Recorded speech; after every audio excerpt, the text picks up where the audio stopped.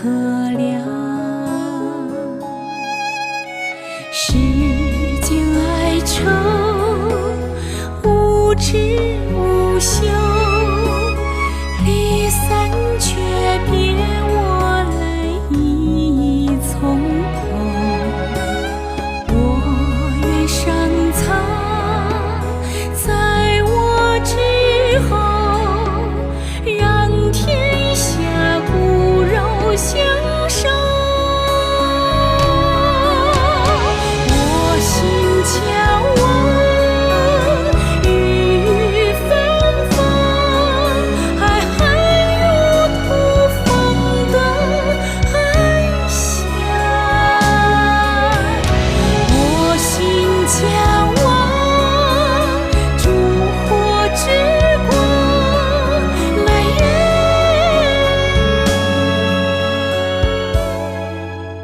格外荒凉。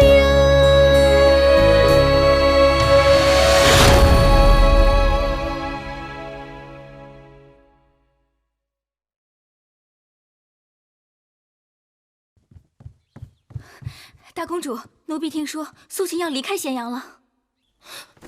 怎么回事？我也是刚刚听说此事，赶紧跑来告诉您。快去给我备车，我要去见苏秦。可您的身子……我身子怎么样，自己心里最清楚。快去！是。来人，给我更衣。好皮子，那呆子哪里识货？说是当了，他就信了。哎，他已穷困潦倒，哪还顾得了这么多呀？你看来了。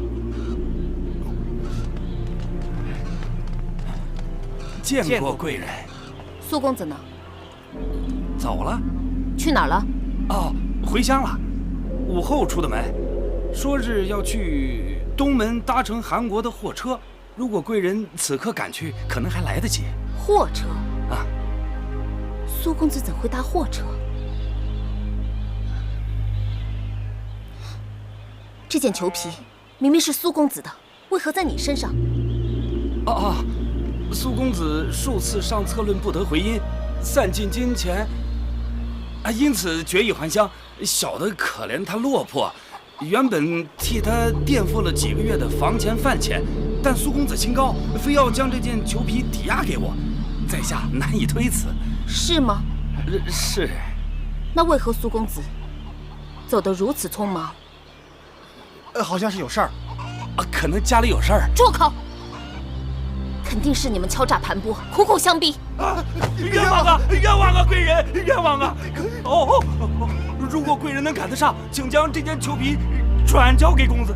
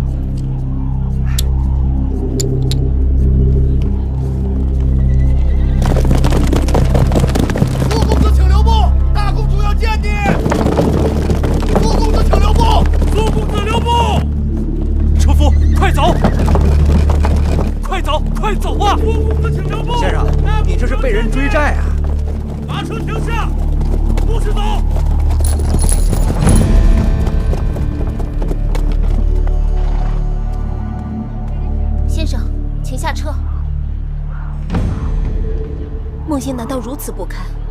先生不辞而别，我赶来送行，你竟然不愿下车！下车！你给我下车！先生，你下车吧，免得这位女子大开杀戒。你还是下车吧。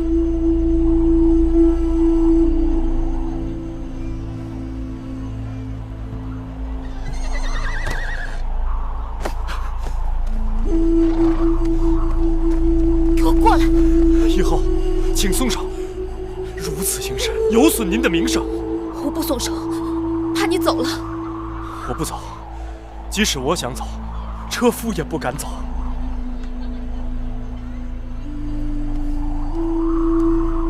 是我梦莹，求你千里传书，并承诺，若你有才华，定会得到我父王重用。没想到来时气宇轩昂，去时就衣敝履。先生，是我害了你。苏秦学识不足，不得赏用，客居在外，寒碜拥挤，与你无干。为何你不肯接受我的金帛？男儿膝下有黄金，就算苏秦穷困潦倒，也不想错言无地。先生何苦这般为难自己？你是秦国公主，燕国王后，该顾及你的名节身份，还有你的孩儿。先生诧异，梦莹无国无父，连唯一的孩子都被赵国劫去了。我已一无所有，还讲什么身份名节？怎么了？你母子不是一起回到秦国的吗？我们离开韩国时，遭到赵人伏击，我的孩儿被赵国劫去了。那你父王没有派人去救吗？赵侯用劫去我孩儿，打的就是劫持嫡公子，以谋取燕国王位的意图。就算秦国大军攻入赵国，都未必能夺回我孩儿。以后你受苦了。梦莹认命了，先生不必怜悯。唉，罢了。先生若有高见，还请赐教。在我看来，此事并不难办。先生若有办法，何不跟我一同回宫面见父王？不了，我数次上策论，你父王不屑一见，我又何必再自讨没趣？我随口一说，你父王愿不愿意采用，悉听尊便。先生请讲。燕国君臣意味逆天为人，不但国内动荡，更会引起诸侯不安。赵侯雍扣押了公子职，必是为了等候燕国内乱，他好乘机以拥立公子职为借口入侵燕国。但眼下赵国军队还拖在函谷关，不能两面作战，想要一箭双雕，既解夫人之难，又解秦国之围的唯一办法，就是我们寻机挑起燕国的战乱，再以此迫使赵国不得不放弃与秦国为敌的策略，共同拥立公子职继位为燕王。那如何才能挑起燕国内乱？齐国。齐国？对，赵国有燕王哙之弟公子职，而燕王哙的儿子太子平却在齐国为之。燕王哙打算让位于子之，可太子平却因此失去王位，岂有不恨之理？诸国联兵攻秦，而齐国这次却没有加入，我猜他们必是为了等待更好的机会。只要在太子平身边挑起事端，齐国必将卷入燕国之乱，由此赵秦两国便可出手了。先生果然是旷世奇才，为何无人肯做伯乐石马，却使得明珠暗投？苏秦也认命了。帝后，愿你母子团圆，平安回到燕国，执掌一国。你我萍水相逢，有缘一回，今日告别，各自东西。先生请留步。苏秦已经烧了为秦王所写的全部策论，就此辞别咸阳，不会再回来了。等等，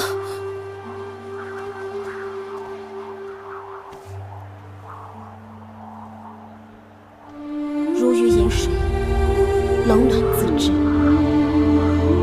望先生的这件貂裘能带给先生梦莹给不了的温暖。先生，好生保重。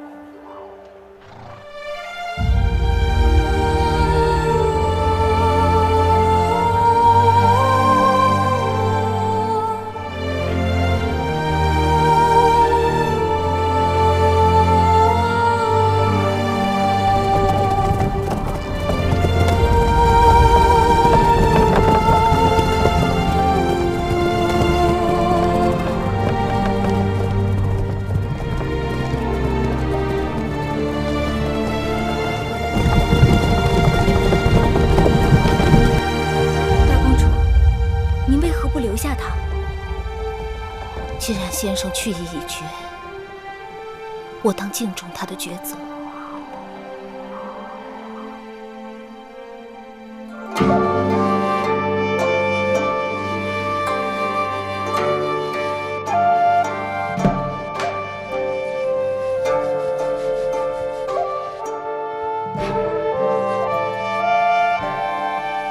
王后，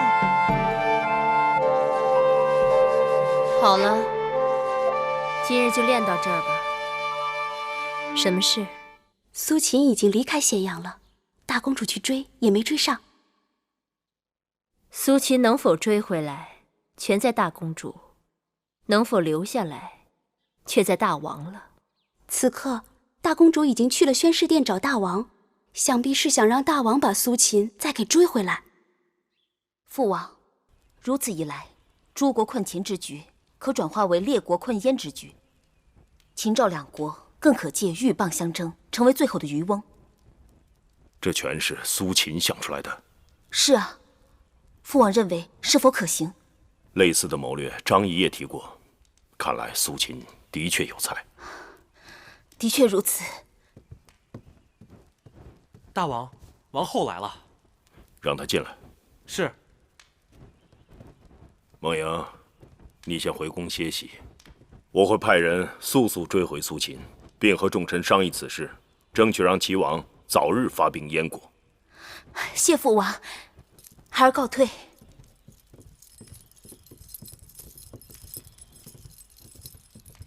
臣妾拜见大王。穆坚在。去把雍瑞给我召来。是。且慢，大王，可是要雍瑞追回那已经在回国路上的苏秦？不错。此事应在斟酌。为何？大王要使人追回苏秦，是因为大王看中了苏秦的才华。正是。可苏秦的才华与张子相比，孰高孰低？伯仲之间。那张子与公孙衍相比呢？难分优劣。正是因为苏秦才华横溢，国士无双，才让臣妾想到公孙衍弃官而去的前车之鉴。一山不能藏两虎，苏秦性情孤傲，与人交往不知缓转。眼下秦国朝堂上，张子深得大王重用，臣妾在策论中窥知，苏秦的谋略主见与张子相似。苏秦入朝，倘若与张子和睦还好，若是不和，会让大王十分为难。王后接着说。苏秦的策论词语犀利，论点精辟，但他的主张并无新意。大王若追回苏秦，却失了张子，会使得政务动荡，让国人不知所措。治大国若烹小鲜，不可用人不定，政令反复。寡人一用了张仪，就不能再用苏秦。王后说得对，此事作罢。王后昔日与张仪嫌隙很深，为何今日来为他说话？国家大计，远胜于个人好恶。好，王后很好。大王谬赞，臣妾只是想尽微薄之力，为大王分忧。王后祸目开金，达人大官，寡人从此要对王后另眼相看。舒儿过去散逸懈怠，全是舒儿的不是。我得舒儿，如周武王得一江，楚庄王得樊姬也。大王，臣妾哪比得上一江、樊姬那样的贤后？为女子者，困于闺中，眼界小，格局小，气量小，那是天生性情，也是后天所致。古往今来，很少有女子能够出类拔萃，卓绝群伦。寡人若能遇到一二，都是珍宝。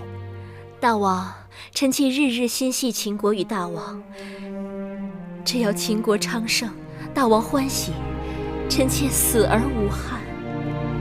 对了，光顾着说话了。天凉了，臣妾为大王熬制的川贝秋梨膏，让大王尝一尝。好，拿来给寡人尝尝。若是觉得不错，臣妾再为您做。好。大王已经知道了王后的好处，从此会更加好好珍惜王后和公子荡。这只是开始，不过记住，千万不可在外面提起今日之事。为何？大王都说王后出类拔萃，于秦国有功呢。这功还是记在芈月头上吧。王后，你想，本来大王想派人请苏秦回咸阳，但却被人极力阻止。对呀，应当是芈月坏了大公主的好事。怎么会突然改变了主意？不是说好要派人追回苏公子吗？算我看错了他。公主知道这中间的缘由，在后宫之中，能让我父王改变主意的还会有谁？难道是芈月？除了她，我想不出第二人。议后，芈八子求见。不见，就是我身子不舒服。是。大公主平日就算身子不好，也从不会如此回绝夫人。除了身子不好，大约心情也不好。大公主好可怜，夫人该帮帮她。我想帮她，只是眼下不知如何才能帮到她。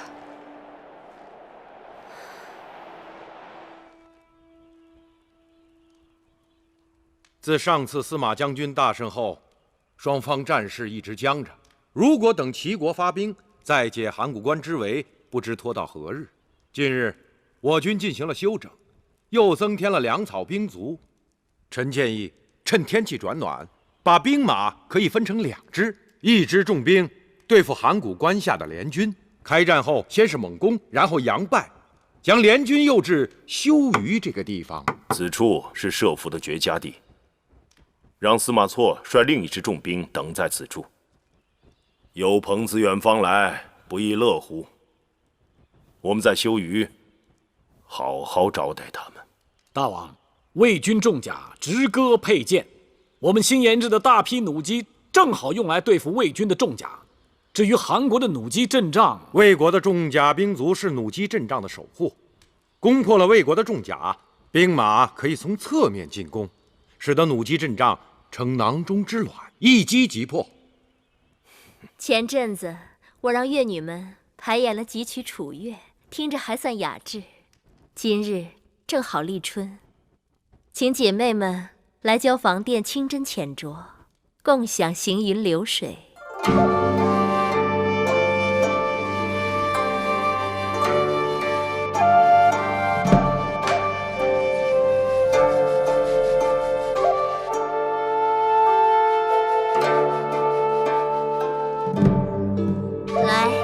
姐妹们，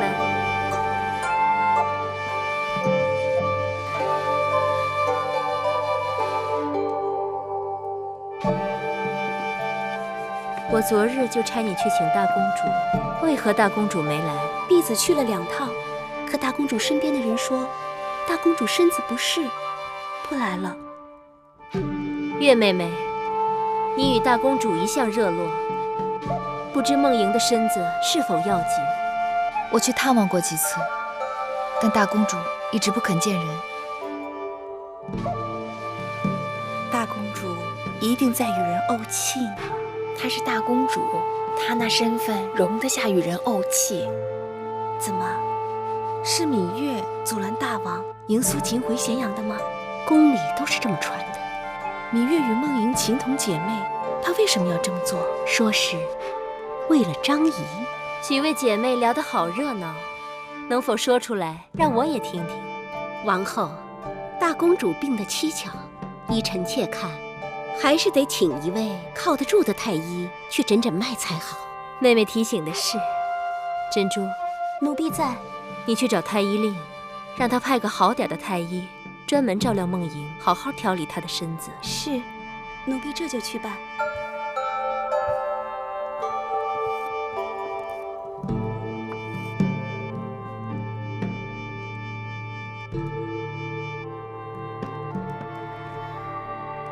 月妹妹，干一杯，为了你我的姐妹情谊。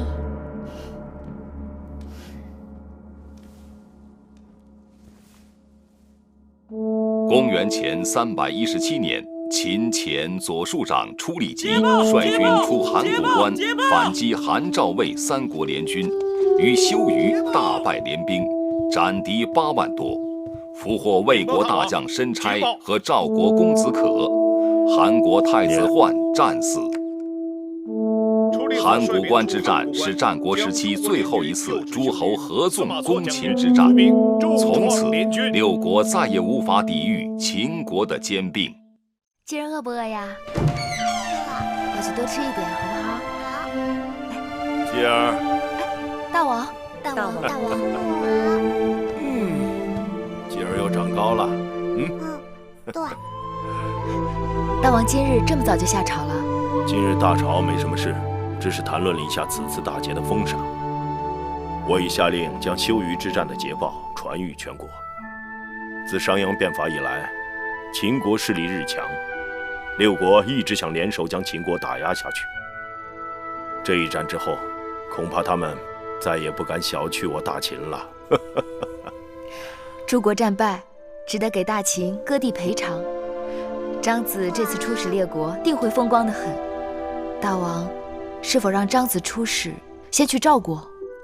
我知道，你这是为大公主计。哎，好香的饭食啊！寡人在这里用晚膳。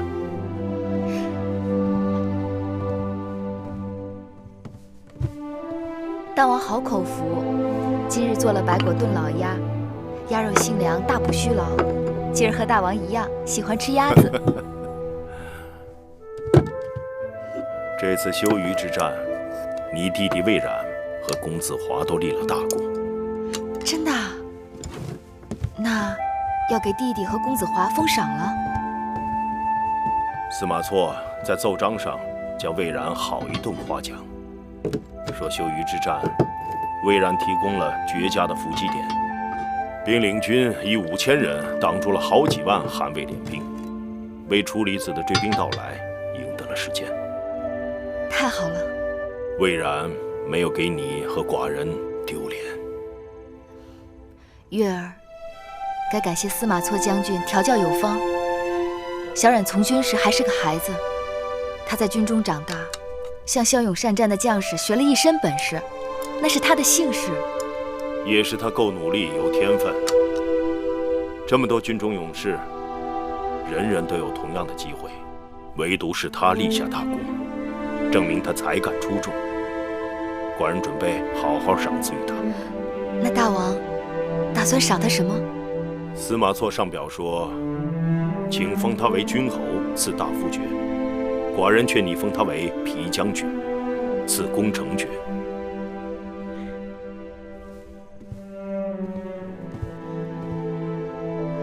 月儿多谢大王。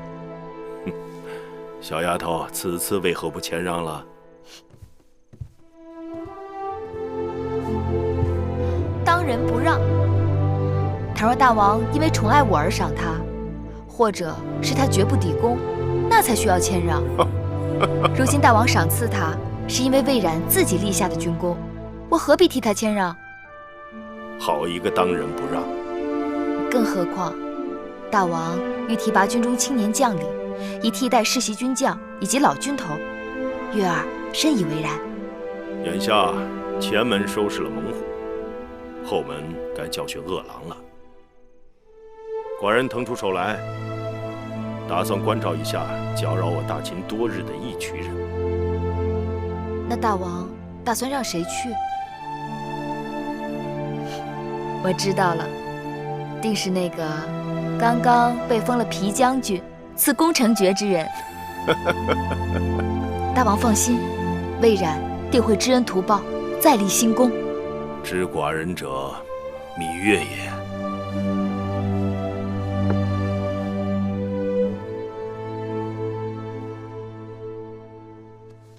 痛不痛？不痛。姑姑看着都痛，公子怎会不痛啊？只是皮肉破了，又没有掉脑袋。当儿这孩子太莽撞了。早上，当儿和壮儿一同去骑马，内侍们照应不周，2个人都从马上摔了下来。壮儿疼得直哭，当儿却一滴眼泪也没掉。勇敢是我秦人之美德，为王者要有气壮山河、勇冠3军的气势。大王还夸他，您瞧这一身新衣，半日就被扯了好几个口子。新衣破了可以缝补，像壮儿那样，胆子破了，拿什么缝补？父王小时候也打架吗？当儿休得无礼。父王小的时候是个打架高手。怎么样？父王小时候也打架，而且还是高手。这孩子，整日和小内侍们混在一起，摔摔打打的，我都担心他受伤。父王的天下都是打下来的，还是昨日一个打他们2个，今日我要打他们3个。好啊！公子人小志大，好厉害！壮哥哥，走！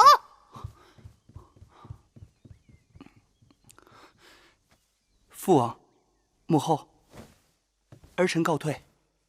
你们也下去吧。同是兄弟，相比之下却大相径庭。当儿自小最像我，骁勇果敢，有胆量，王者风范。大王如此夸赞，我是担心惯坏了当儿。明日让当儿搬入成明殿偏殿读书，寡人也好时时对他指教。谢大王恩宠。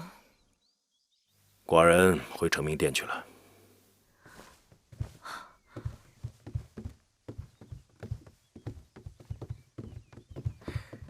恭送大王。人家都说进了成明殿偏殿读书，就是为立太子做准备。大王当太子前也是在成明殿读的书。这话不可到外面乱说，让大王听见就不好了。王后，大王还下令封了芈月的兄弟魏冉为皮将军，赐功成爵，还不都是因为芈月？且不说芈月在大王眼中的分量，那魏冉封爵是因为在函谷关立了军功。只可惜我身边没有一个能为我争天地的好兄弟。不过大王最中意咱们公子，王后有了公子，再高的爵位哪比得上未来的大王？昨日甘茂与张仪在朝堂上又吵了起来，甘茂和张仪历来不和，大王提拔军中新进少年替代世袭军将，必然引起甘茂等朝中旧人和老将军们的不满。珍珠，你去给我拿500斤，外加100匹楚锦，给甘大夫送去。他也是楚国人，曾是石举先生的弟子，我们对他更该亲近些才是。另外，给初离子送上同等份额的礼物。他是当儿的王叔，亦是左庶长，大王向来依仗他，朝廷里有他说话，大不一样。若甘大夫和初离子问起来，这不年不节的，何以送如此重礼？就说当儿从小热心军务，希望有朝一日得到甘大夫和初离子的悉心指教。是。绿儿，快点，快点！公子，公子，慢点跑。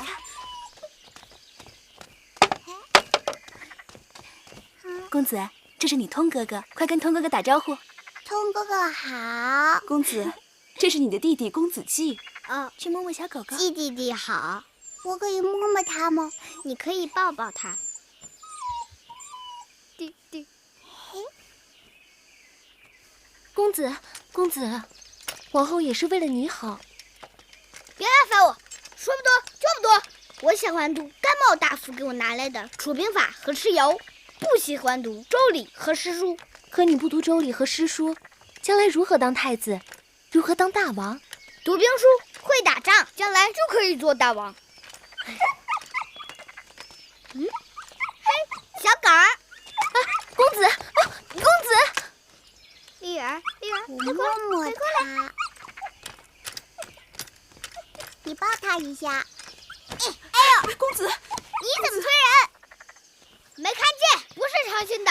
我是哥哥，你怎么对我如此无礼？哈哈，你还好意思当哥哥？风一吹就倒。你以右犯长，不知礼仪廉耻。我是嫡公子，将来还要做太子。你不给我让路，你以下犯上，以贱犯贵。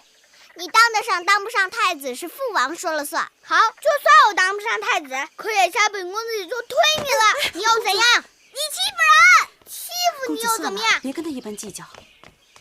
你这孩子怎么无人管教？竟然冲撞嫡公子，还不快快赔罪！是道哥哥先推倒了通哥哥。你这么点小人，能知道什么？我知道讲理。公子说得好。玉儿，我们走。你走，小狗留下。你为什么抢我的绿儿？这是我的狗，又不是你的。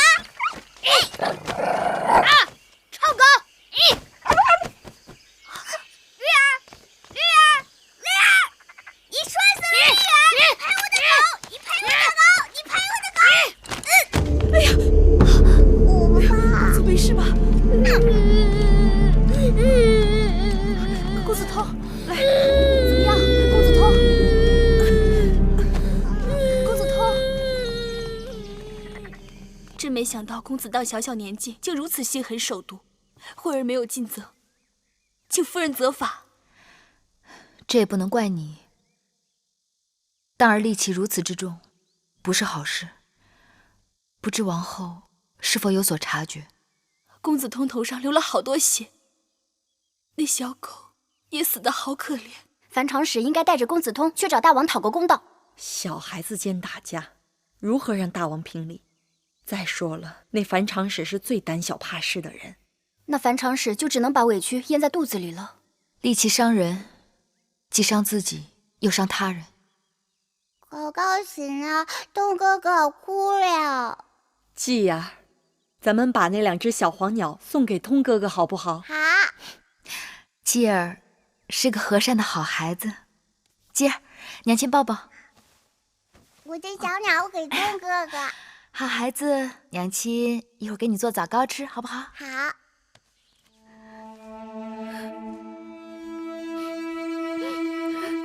樊长史也别太伤心了，小孩子伤口长得快，换几次药就会好的。那公子当欺人太甚，童儿与他也算是兄弟，可他却下此狠手。娘亲莫哭，孩儿以后多吃饭，快快长，长大了为绿儿报仇。童儿休得瞎说，那应当是嫡公子，他娘亲又是王后，你哪里惹得起他们？是嫡公子就可以欺负人吗？那通儿和娘亲就要永远被别人欺负吗？小孩子说话都是无心的，樊长史也别太在意了。夫人，八子身边的惠儿来了。哦，樊长史，八子让我过来看看公子通伤得厉害吗？这是一盒生机神仙散，八子说是治跌打的灵药，给小公子敷上，等伤口好了以后，连疤痕都不会留。不错，这里面有川贝、冰片、龙骨、麝香，的确是好药。这个是公子季送给公子通的小黄鸟，公子季说等有功夫，他来陪哥哥一起玩。回去替我谢谢八子，告诉他，等过一日通儿好些，我便亲自带着他去八子那儿道谢。樊长史不必多礼，惠儿告退。智婆婆，你看这2只小鸟多好玩。有些人我们惹不起，却躲得起；可有些人，我们一定得记住人家的好啊。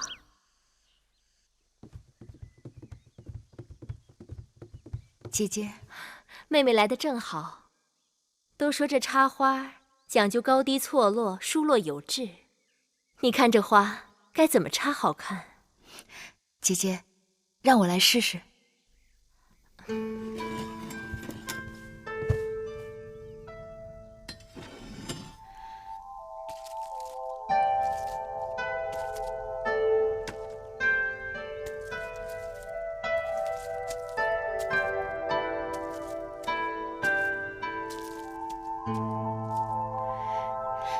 姐姐，你看，这样如何？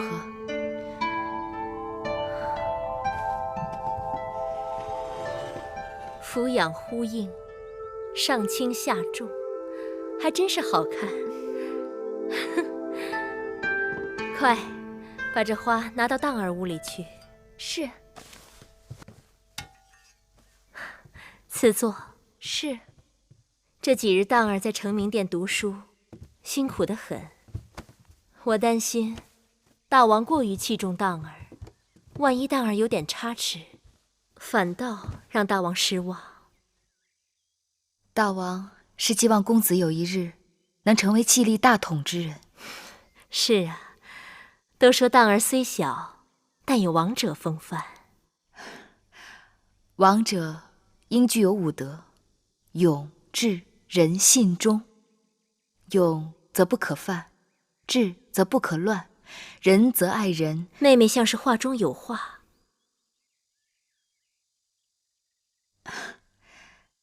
姐姐可知，昨日当儿在园子里为了公子通养的一只小狗起了冲突。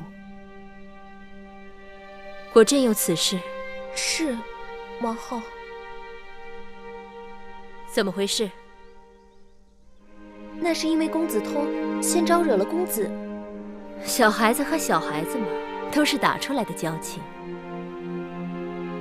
当儿打伤了公子通，还摔死了小狗。王后，那个公子通可比咱们公子的年龄还要大一点呢。公子通比当儿年纪还要大，却打不过当儿，也是笑话。姐姐可是希望当儿有一日能成为大王？人之所在，天下归之。妹妹到底想说什么？我担心当儿身上有一股戾气。当儿才多大，哪来的什么戾气？未免也太小题大做了吧。好了好了，姐姐知道了。等当儿回来，我会教训她的。是，姐姐心里有数就好。当儿就快从成明殿回来了，给她的点心准备好了吗？回王后，早就准备好了。既然姐姐忙，那我就先告辞了。妹妹慢走。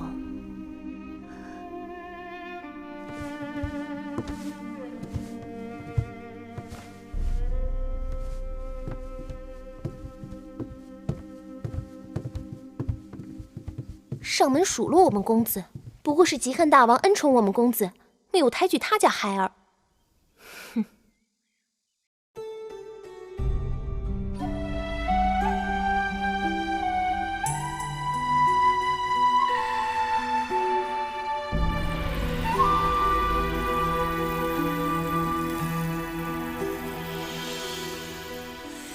繁星如许，明月如初，前尘往事从何起数？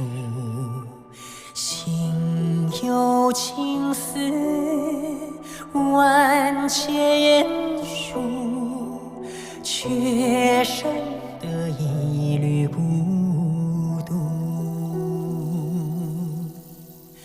春花开谢，秋草又枯，盛衰荣辱，如何细数？泥水暖，为谁寒？换不回一人如尝尽悲欢离合人间苦，却怎么咫尺天涯陌路？去心诉，是一度，去情再相负。愿为你平静柔情傲骨，望尽相思红颜凋零处。我只愿与你朝朝暮暮，爱如星，恨如骨，生死再相负。愿为你永生永世守护，愿为你永生永世